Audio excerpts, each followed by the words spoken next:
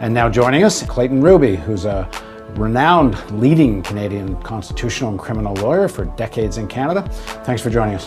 Pleasure. And I should add, a member of the Order of Canada. And thank you.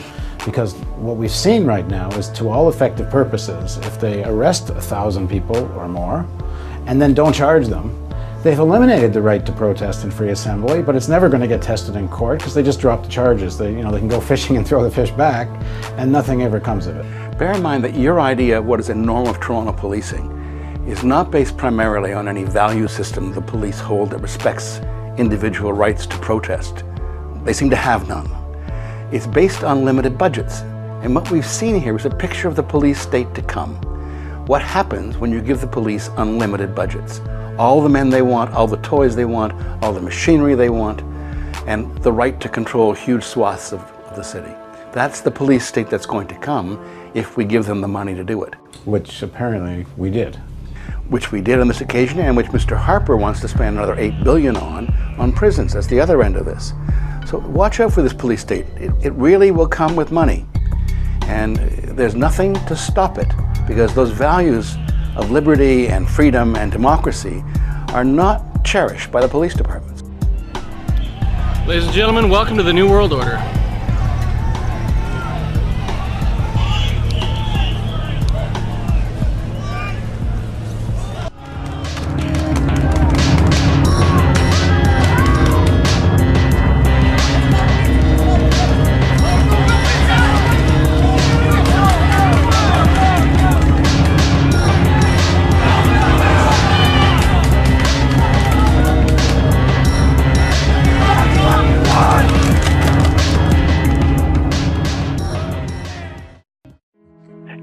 This is a point I think is very important to stress to those in uniform and to those in the dark suits in government who are serving this system while not actually instigating it, they're serving it.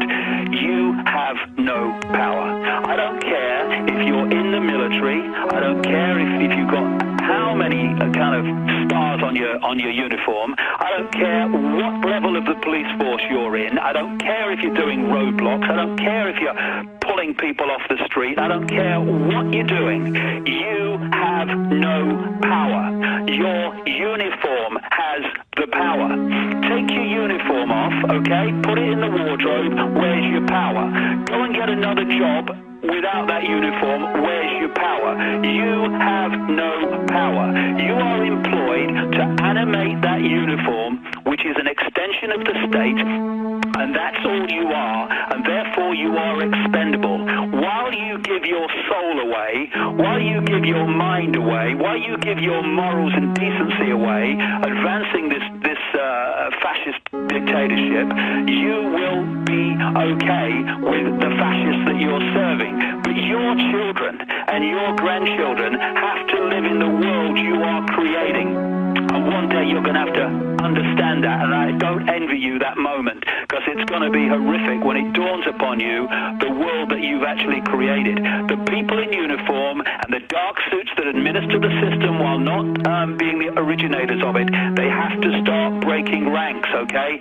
Get some backbone, open your mind, look at what's going on, and get some freaking backbone before you administer and impose and enforce a world that will be grotesque for your children and grandchildren. In fact, not even that, for yourself.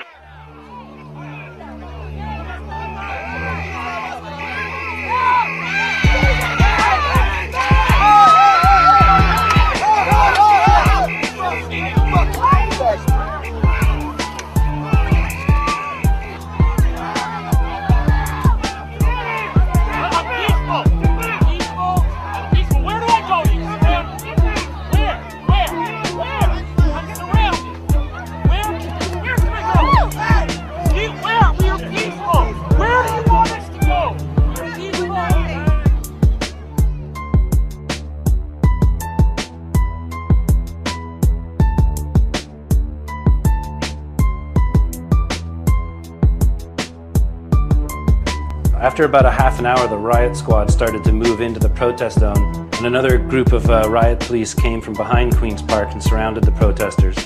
They squeezed the protesters and bystanders as they pushed us back, hitting us with batons. They hit me in the back and my field producer in the hand, breaking his finger. They broke my finger as I was trying to walk away. Go on your knees. And they were also pepper spraying the protesters at that time. We knew we were going to try and follow the black bloc, so we wore helmets for protection. But we actually wound up needing them for protection from the police, more so.